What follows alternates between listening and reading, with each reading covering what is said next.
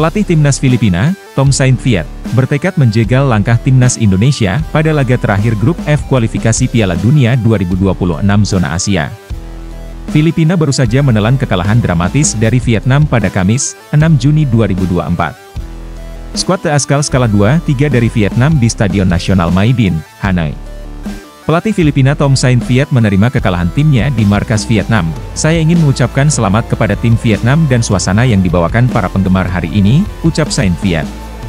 Pelatih asal Belgia itu menilai anak asuhnya telah bermain dengan baik.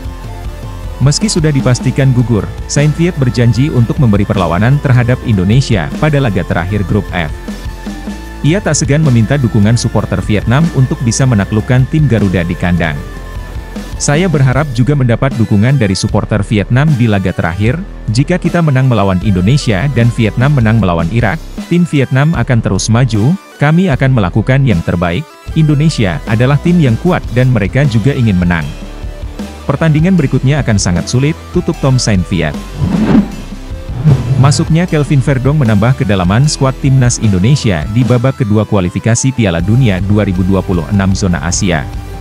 Pemain yang belum lama resmi menyandang status warga negara Indonesia WNI itu pun dipastikan bisa membela skuad Garuda ketika melawan Filipina. Selasa, 11 Juni 2024. Kedatangan Kelvin pun tentu akan mempertebal stok di posisi timnas Indonesia.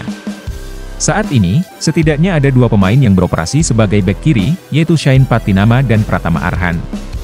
Merespons hal tersebut, Shane Patinama mengakui jika Kelvin Verdong merupakan pemain yang sangat bagus. Dia pun mengaku sudah lama mengenal pemain yang memperkuat NEC Nijmegen itu. "Ya, dia pemain bagus. Saya sudah mengenalnya karena dia bermain di Belanda dan dia pemain bagus, pemain yang sangat bagus," ungkap Shane Patinama. Shane pun mengaku hadirnya pemain berusia 27 tahun itu membuatnya harus menampilkan performa terbaik di sesi latihan. Tidak merasa tersaingi, Shane Patinama yang berusia 25 tahun itu pun siap bersaing secara sehat demi dilirik Shin Tae-yong. "Jadi saya bisa belajar darinya dan itu membuat saya harus tajam juga, karena saya harus menunjukkan diri saya. Tentu saja, jadi itu hal yang sehat, normal. Kami punya pemain bagus di tim," tutup Shane Patinama. Elkan Bagot mulai dirindukan netizen setelah timnas Indonesia kalah dengan skor 0-2 dari Irak. Kekalahan ini juga membuat nama Elkan Bagot kembali disebut-sebut setelah Shin Tae-yong tak memanggilnya ke timnas Indonesia. ST secara mengejutkan tak memanggil nama pemain Ipswich Town tersebut ke daftar pemain yang dipanggil.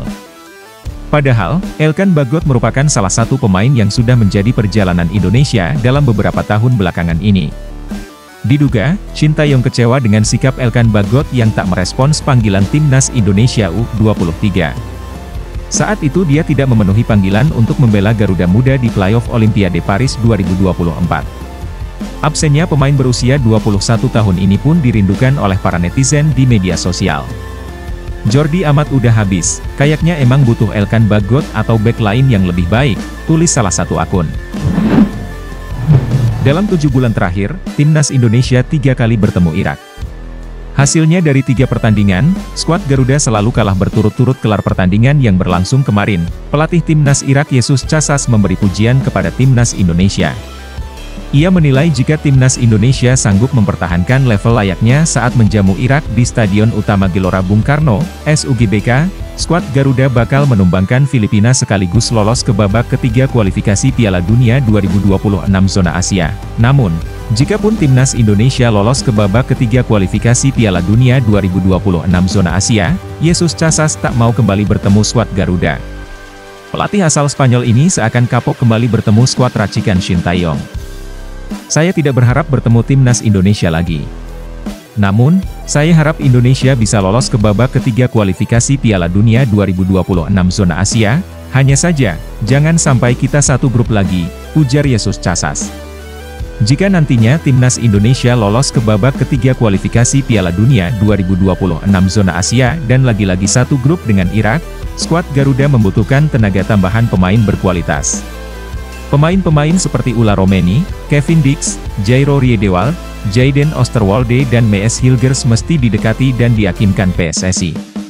Andai nama-nama di atas mau bergabung dengan timnas Indonesia, ada peluang skuad Garuda bakal meramaikan persaingan babak ketiga kualifikasi Piala Dunia 2026 zona Asia.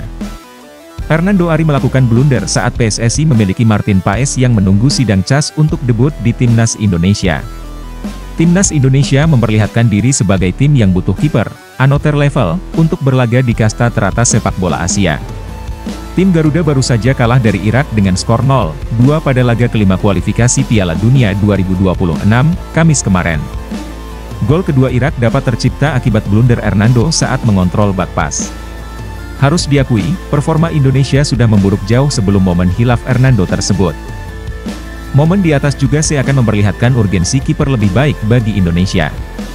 Sebagian kalangan menyalahkan bobot umpan Asnawi Mangkualam yang membuat kipernya tidak diuntungkan. Namun penjaga gawang semestinya bisa menghindarkan bola agar tidak direbut lawan, apalagi saat itu Hernando dikepung dua pemain. Di balik layar, PSSI sedang memperjuangkan status Martin Paes yang sudah WNI tetapi belum diakui FIFA. PSSI membawa kasus Paes ke Badan Arbitrase Olahraga Internasional CAS. Tak ada informasi mengenai kapan putusan CAS, tetapi persidangan di markasnya di Lausanne itu jelas membutuhkan Palu. Apabila ketukan Palu CAS menyatakan Paes berhak membela Timnas Indonesia, maka Indonesia punya opsi menarik di bawah Nistar. Paes ditempa Akademi FC Utrecht dan kini menjadi kiper utama di FC Dallas. Dibanding kiper lain di skuad Indonesia, ia membawa pengalaman dari level tertinggi.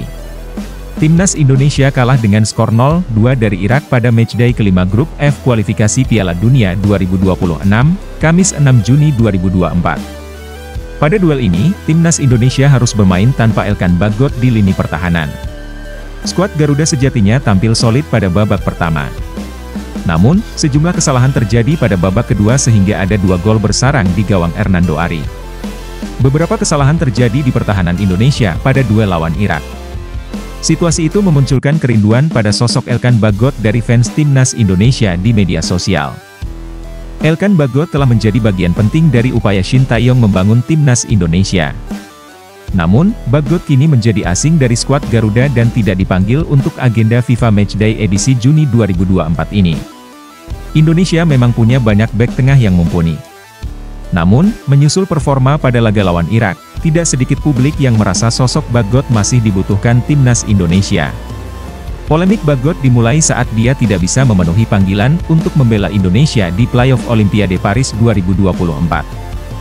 Padahal, Bagot tidak punya agenda dengan klub dan diketahui sedang berlibur di Maladewa. Menarik menanti apakah Shin Tae-yong akan kembali memanggil Elkan Bagot ke skuad Timnas Indonesia dalam laga melawan Filipina.